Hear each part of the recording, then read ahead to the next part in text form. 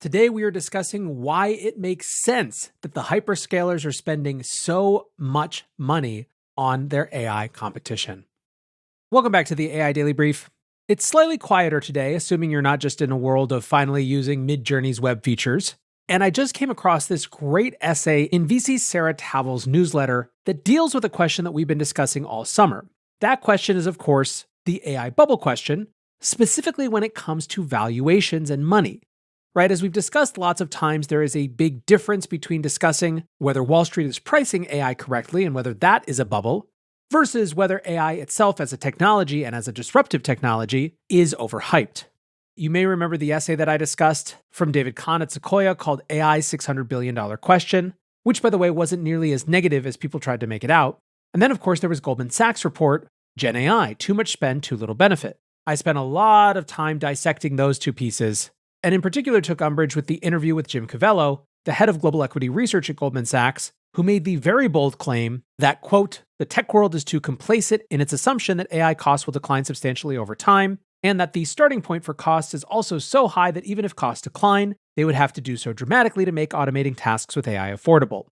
Today, we are going to read this essay, and it will be me actually reading, no AI, and then we will come back and talk about what it adds to this overall discussion.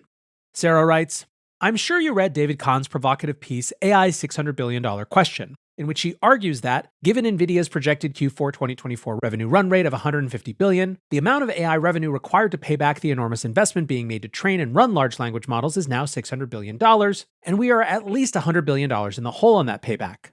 The numbers are certainly staggering and are just going to get bigger, until we reach an efficient frontier of the marginal value of adding more compute, or we hit some other roadblock that causes people to lose faith in the current architecture. This is a contest now of not blinking first. If you're a big stack player like Microsoft, Google, or any of the other foundation model pure plays, you have no choice but to keep raising your bet. The prize and power of winning is too great. If you blink, you are left empty-handed, watching someone else count your chips. It's likely hundreds of billions will be destroyed and trillions earned. Too early to know who the winner or losers are, but for all of us in the startup ecosystem, among many things, it's going to create new waves of AI opportunities. Taking a step back, as LLMs progress, they are able to handle more complicated tasks. Many of the foundation model companies talk about the amount of time it would take a human to do the work as a measure of the power of the LLM. If today LLMs can handle tasks that would have taken a human 5 minutes to complete, as LLMs progress, they'll be able to handle increasingly complicated tasks that would have taken a human more time. In the next decade, the belief is that they'll be able to handle tasks that would take years for a human to do. Therefore, as the LLMs become more and more sophisticated, the economic value that they will be able to unlock becomes greater and greater. For example, annually, it is estimated that we spend $1 trillion on software engineers globally. When people talk about GitHub Copilot, you hear people throw around numbers like 10 to 20% productivity improvements. Of course, GitHub claims higher. That translates to $100 to $200 billion of value annually were it to be fully deployed, of which GitHub would capture some percentage. Indeed, Copilot is likely already a multi-billion-dollar revenue line for Microsoft. As LLMs progress and are able to go beyond code completion, like Copilot, there is almost no limit in value creation as it would dramatically expand the market, a potential multi-trillion-dollar opportunity if someone emerges as a dominant player. And that's just coding. We've all experienced the productivity-improving benefits of LLMs, or been on the receiving end of an automated customer support response. The potential value creation and capture with AI is beyond our existing mental models. The challenge is the amount of capital required to train each successively more sophisticated LLM increases by an order of magnitude, and once a model is leapfrogged by another, the pricing power of the older model quickly falls to zero. There are now more 3.5 equivalents for a developer to choose from. Not surprisingly, when GPT 3.5 launched in November 2022, it was head and shoulders ahead of any competitive model and cost 2 cents for 1,000 tokens. It's now 5/100ths of a cent, 2.5% of its original pricing in just 1.5 years. I can't remember another technology that has commoditized as quickly as LLMs. It's a dynamic that makes it almost impossible to rationalize any ROI at this stage in the game because any investment in an LLM is almost instantly depreciated by the next version. But you can't really skip a step. You need to go through countless worthless versions to get to the ultimate, the idealized AGI. So you have a bit of a perfect storm. 1, the economic model you are able to unlock as models become more sophisticated should increase significantly with each upgrade of the model. The economic value of AGI is constrained only by our imaginations. 2, pricing leverage comes from being a step function ahead of the competition, at least along some dimension. If you fall behind, the value of your model to external customers gets rapidly commoditized. Of course, there is still value for your internal use cases. 3, Microsoft, Google, and Meta have core businesses that produce fire hydrants of cash, Anthropic has found love with Google and Amazon, and OpenAI should continue to be able to raise money from sovereigns that have their own, more physical fire hydrants of cash.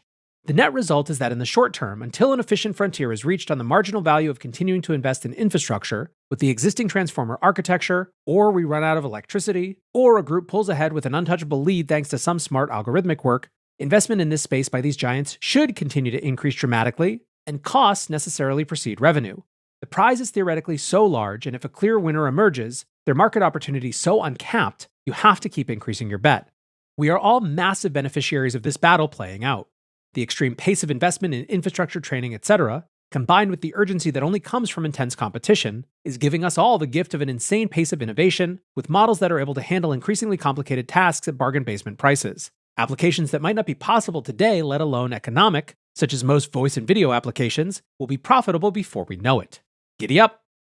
All right, so back to NLW here. First, thanks to Sarah for a great and provocative piece. Two things that I want to hone in on. Sarah breaks this apart into what it means for them and what it means for us, which is something that people don't do enough. When it comes to what this means for them, specifically the hyperscalers, Sarah argues basically the same thing that I argued in my previous refutation of those pieces, when she writes, the prize is theoretically so large, and if a clear winner emerges, their market opportunity so uncapped, you have to keep increasing your bet. This is the logic that all of this investment is based on. Part of the reason that I've said Wall Street is so uncomfortable with trying to price this is that the approach of these companies is forcing Wall Street to think like a venture capitalist instead of like a Wall Street investor. How to work backwards from and handicap the odds of reaching some new, totally different economic paradigm is just not an easy thing to do. And so I anticipate that there will continue to be debates, effectively for as long as it takes to get to the other side of AGI, around whether this is money well spent or not. My strong suspicion is, in fact, that in many cases these debates will tell us less about how investors are feeling about AI and a lot more about how they're feeling about everything else. In other words, I think that part of the reason that we're seeing some fatigue in the AI narrative right now, in fact, a lot of the reason, has nothing to do with AI itself and everything to do with the fact that Wall Street has a new narrative champion in forthcoming Federal Reserve rate cuts. Remember, the entire period of the post-ChatGPT AI boom on Wall Street has happened during the Fed's hiking cycle and then higher for longer cycle. Wall Street has often clung to the AI narrative as a counterbalance to the negative implications of those higher rates. Now that rates are going to start coming down again, Wall Street feels more comfortable jettisoning some of those narratives. As is so often the case, the vibe shift potentially tells us a lot more about the vibe feeler than about the vibe creator. The second piece of this, though, that I want to hone in on is the point that she makes in the concluding paragraph, which is so salient, that we are the beneficiaries of all of this playing out. That the extraordinary amount of competition, which is driving prices down so quickly, increasing capacity so quickly, is creating an unbelievably fertile landscape for building. Solopreneurs who are hacking together applications that never would have been possible before without venture capital are feeling it. The venture sector of startups who are getting to slosh around and experiment with totally new paradigms of human-computer interactions are feeling it. And enterprises, while stumbling over themselves with lots of false starts and proofs of concept and concerns around ROI, are also for the first time in a long time really starting to sniff out how a new category of technology can actually transform how they operate and what they can achieve. In other words, rather than lamenting the gobs and gobs of cash that the foundation models are throwing at this space, there's something to be said for just enjoying and frankly creating the positive externalities of all that. Anyways, once again, big thank you to Sarah for her newsletter. If you want to find more, you can go to sarahtavel, that's tavel.com. And that's going to do it for today's AI Daily Brief. Thanks for listening or watching as always, and until next time, peace.